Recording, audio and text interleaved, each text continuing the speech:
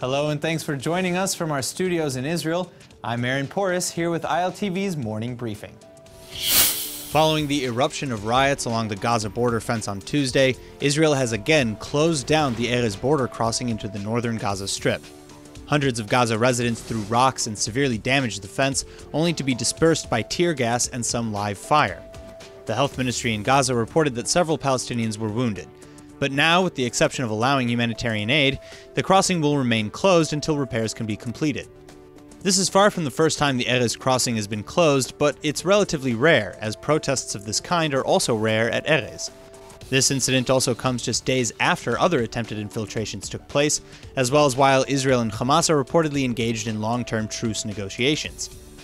Brokered by Egypt and the United Nations, Israel and Hamas have been discussing terms that would include opening up the maritime border around Gaza, potentially building a new port, easing restrictions around the Strip's land crossings, and more.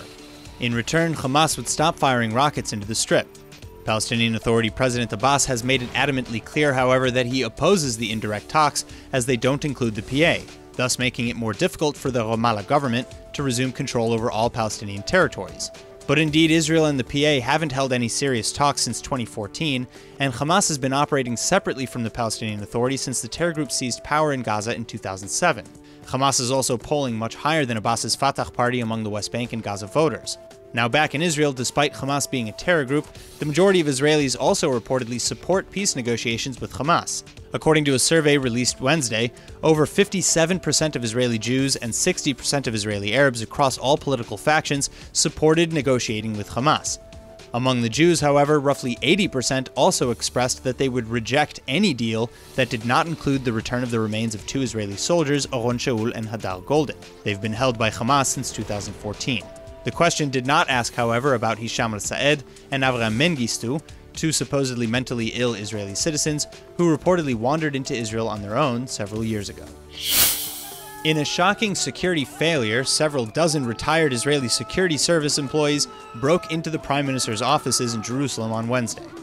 The incident occurred as part of protests against the new government resolution that would affect the salaries of pensioners from the police and prison services.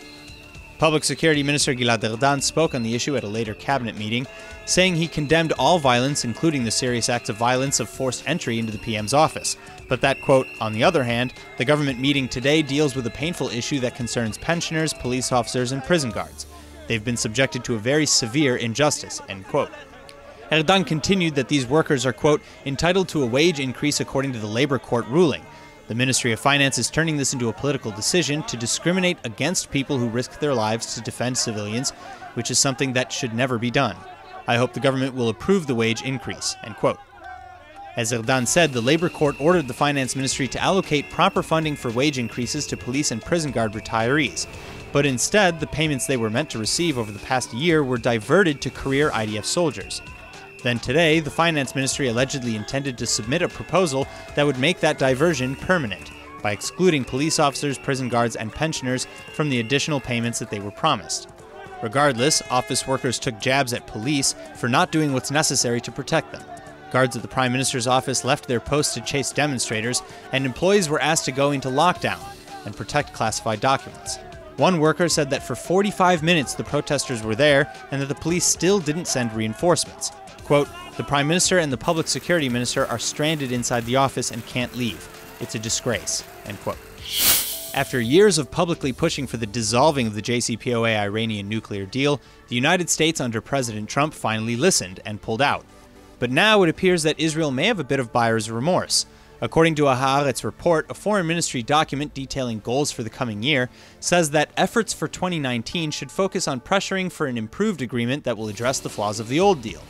This means essentially that Israel now supports the idea of negotiating a nuclear deal with Iran. It's a clear detachment from the old modus operandi in which the Israeli government has been focusing on fixing or nixing the deal, emphasis on nixing.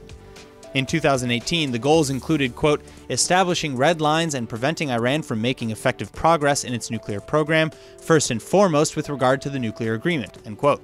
Prime Minister Netanyahu also gave speeches to the United States Congress, to public, to the internet, and to President Trump specifically, calling to cancel the deal. Just a few months ago, there was even a big reveal of thousands of documents that Israel smuggled out of Iran. But now, instead of concerning itself solely with preventative methods against Iran, Israel will be looking to diversify those that Israel relies on, including strengthening ties with Russia. Iran, on the other hand, has made it clear that they aren't looking to renegotiate. In fact, despite the inner turmoil the country is currently experiencing, Iran has reportedly continued to uphold its part in the deal, while ratcheting up its rhetoric. An Iranian Atomic Energy Organization official told Iran media that, quote, "We are at a considerably more advanced status than when we signed the deal. The country is moving ahead in nuclear activities at a favorable pace, and we will not return to previous levels if our counterparts leave the JCPOA, but will instead reach even more advanced levels," end quote. Work on the Sabbath continues to divide Israeli society this week as the ASHDOD port authorities have again announced that they will close down over the Sabbath. Specifically, that they will postpone maintenance work that was scheduled for this weekend. The decision comes after the ASHDOD Deputy Mayor Rabbi Mordechai Lieberman from the United Torah Judaism Party sent a letter to Transportation Minister Israel Katz. In it, he asked Katz to, quote, "urgently intervene to delay the work for the 6 days of work," end quote. It went on to say that he's sure that, quote, "in these days when the people of Israel are seeking a good and blessed year, surely the observance of Shabbat, which is the source of the blessing, can be the source of comfort, and surely observing will bring help against the competing seaports," end quote. But not everyone agrees. ASHDOD has been a major flashpoint in this issue since new anti-Sabbath work laws were enforced there last year.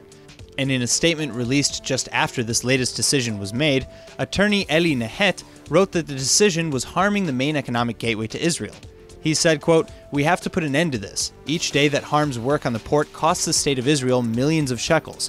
Is the Haredi sector the one that will pay for that? The answer is obvious. We call on the Minister of Transport not to surrender to this blackmail," end quote. That's all for now. I'm Aaron Porras, and see you later with our main daily broadcast from Israel at 2 p.m. Eastern Time.